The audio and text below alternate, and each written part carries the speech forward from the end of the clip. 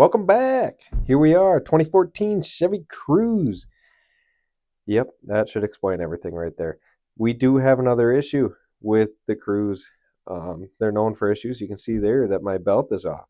Backstory here: one day after Christmas break, here I had to go back to work, go start the Cruze in the morning to go to work. Stone dead.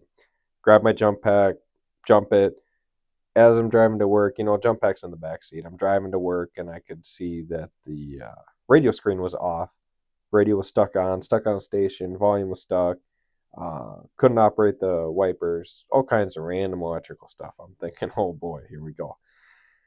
Anyways, get to work, shut it off, not a problem. Radio's still playing with the key off, so I knew it was going to go dead.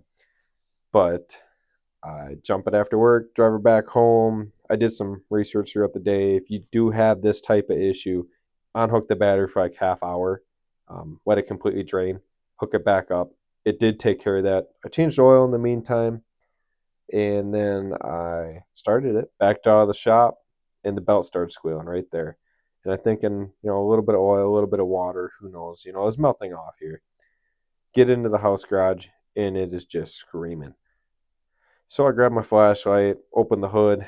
Yep, there's smoke everywhere. Wonderful. So I could see that the alternator wasn't turning and the belt also wasn't turning. So I'm thinking, well, shoot.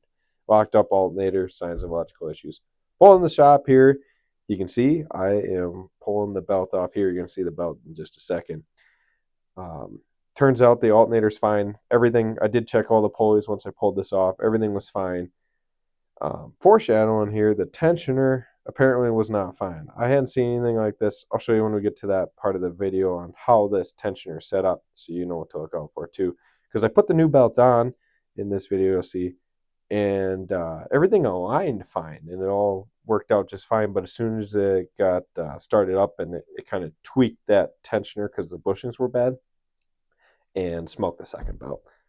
Don't worry, I got that one on video, so you get to watch that. But I recorded this whole thing, fat fingered the camera really good. I somehow got a weird aspect ratio. I'm not even sure how that happened. But anyways, I didn't get any volume either. So I'm going to have to voice over. I'll throw some music in. It's the best I could find. But it should do. Anyways.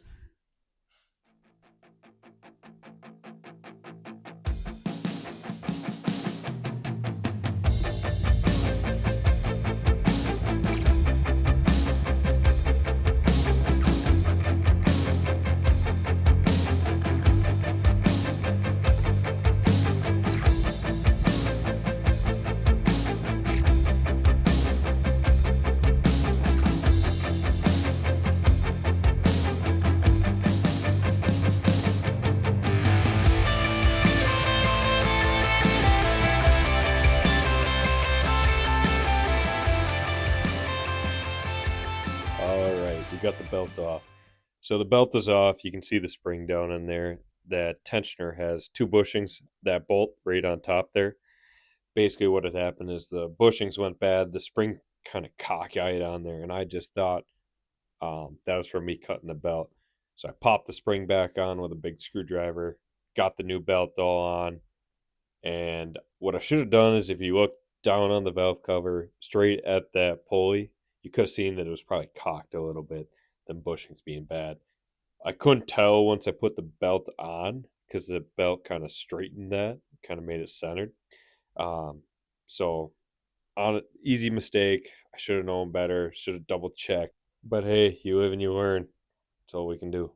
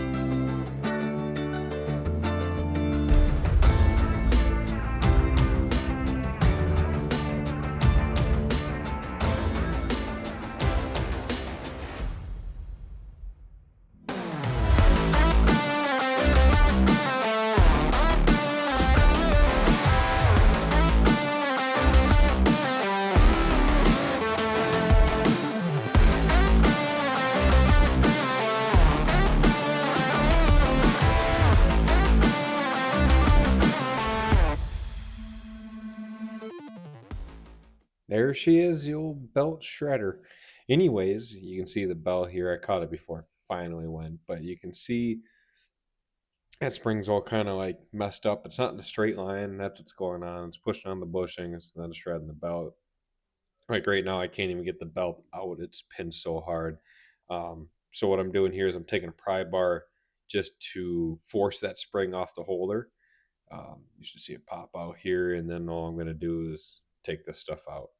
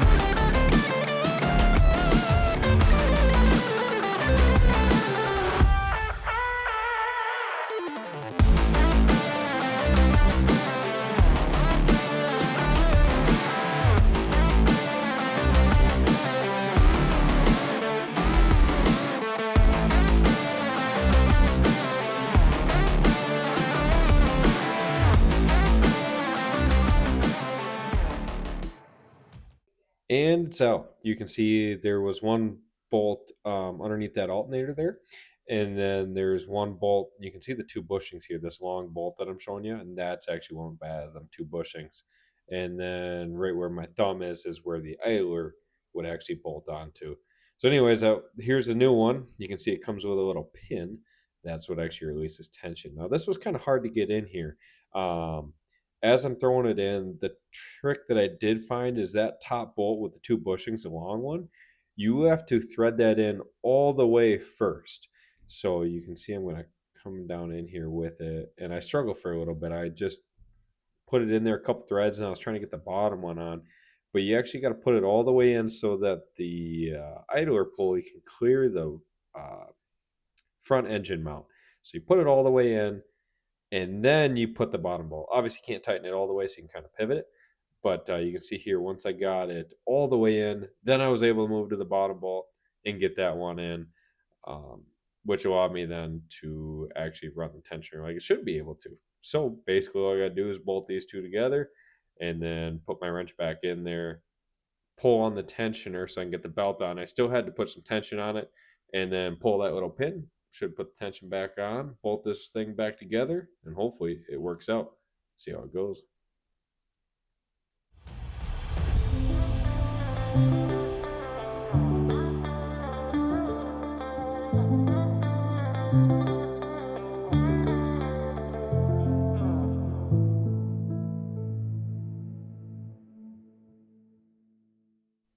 All right, we're to the good part now. Grab that jack, shove it underneath. You can't see the engine at all. So I just threw it underneath, jacked up on some plastic until the engine started going up. I'm sure there's a correct way to do that. You probably remove all the plastic, but it's just plastic wonderland underneath there. So we're just going to shoot for the moon on that. Yeah, that hose that I kicked underneath the vehicle, you're never going to believe it, but I did not put that back on. So, what are you going to do? Belt's on, just like that. Magic. Yep, totally didn't struggle for a while to get that on. You can see it's not even on right now. But now it's on. And all we got to do is pull that pin I was talking about. There it is. And the belt's tension. So now I did actually start this and make sure it didn't shred before I put the motor mount on. But same thing as pulling it off. It's pretty easy. There's 3 bolts on the towards the motor mount on the motor side. Then there's 2 long ones and then a short nut on the firewall. That's really pretty easy. It's all 15 millimeter. Buzz it off with the impact. Just make sure you have a jack underneath the motor if you're going to do this. And then all you got to do is airbox, one sensor, and the tube that goes from the airbox to the intake where it goes down to the turbo. Real easy. So it was actually not too bad of a project with all the right parts. Now, however, getting all the right parts, that took me some days.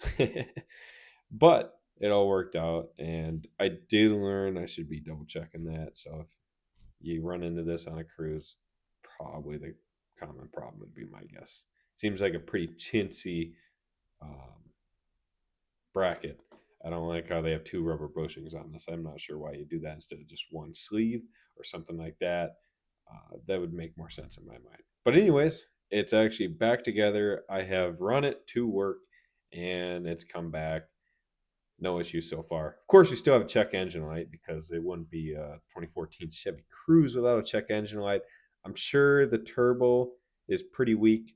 It's not making a ton of boost and it doesn't have a ton of power, but it's a good car. Gets me to and from where I need to go. Can't complain that bit, and it's honestly not too bad to work on. It just makes me a little frustrated how many times I have to work on it. But anyways, thank you all for watching. Hope you enjoyed this, and that's gonna do it.